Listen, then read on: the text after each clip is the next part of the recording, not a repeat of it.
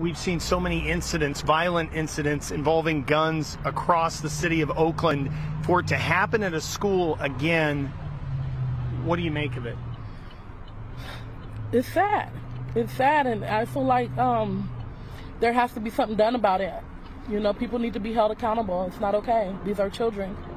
What would you like to see done? Anything that comes to mind? More security at the schools. More security at the schools, and just safer routines for the kids. Definitely.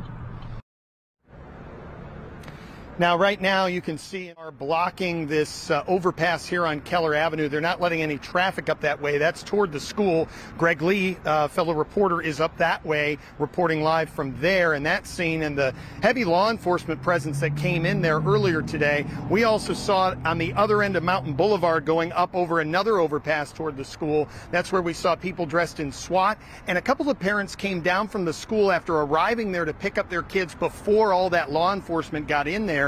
They were actually critical of Oakland police, saying that they didn't seem as though they were too concerned about what was happening, and they felt that they should be doing more. That's to say, we still have limited details as to what specifically happened, but some of the kids briefly had described that they had heard yelling in the hallways, that they were locked down inside the school, and then safely removed, evacuated from the school, and brought down to this location where there have been several AC transit buses that have also come by, picked up many of those children, moved them to other locations. I'm not sure on the specifics of where those buses went, but they want to make sure every child is accounted for. So we saw the principal out here, we saw administrators out here, sort of checking off the list and making sure that every child in any particular class was accounted for, so parents were not any more frantic than they already were coming here. We moved about a block closer, so we're now on the 8100 block of Fontaine, as we've been referencing. That school's on the 8200 block. If I step out of the way, you can see the huge law enforcement presence that is behind me, and that is still present. Sojourner Truth, for reference,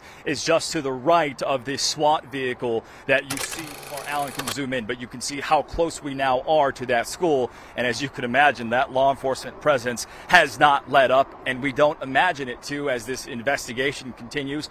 And certainly good news that that school has been cleared and rendered safe. Certainly law enforcement has a lot of work to do to investigate now.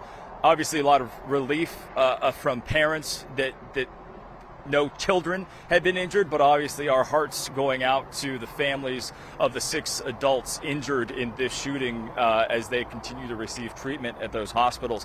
We've been here for about 2 hours, kept a couple of blocks away, seeing the evacuations of students out of this campus and the nearby campuses.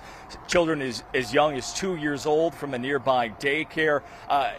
But we have been talking to parents along that way and speaking to them about what they're feeling and what they are going through in this moment. And so we'd like to play you some sound now from right when we first arrive and pulled. Still a little chaotic, and officers were still arriving to this scene to do their work. So take a listen.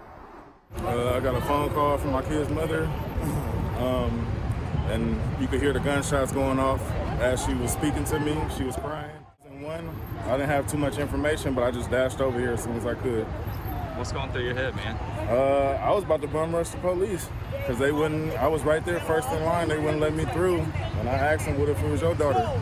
You know what I'm saying? But you know, I respected them, and they said everything was calm, at least on my daughter's side. So that made me feel a little better. You can hear the fear and the panic in that parent's voice as he waited to hear word. You can imagine just how scary that was for him to be on FaceTime with his daughter, on the phone while she was on campus, and then to hear guns. And looking forward to getting a briefing. But what I do know is that we have folks that were injured due to gun violence that came onto our campuses, and that is beyond. Some of our anchors back at the studio were asking about alerts that were sent to parents. Have you heard how the school may have communicated with parents? I do not have that information yet. So obviously it's something that we need to make sure we're all aware of, our communication protocols for incidents like this. But the number one thing is to make sure incidents like this do not happen.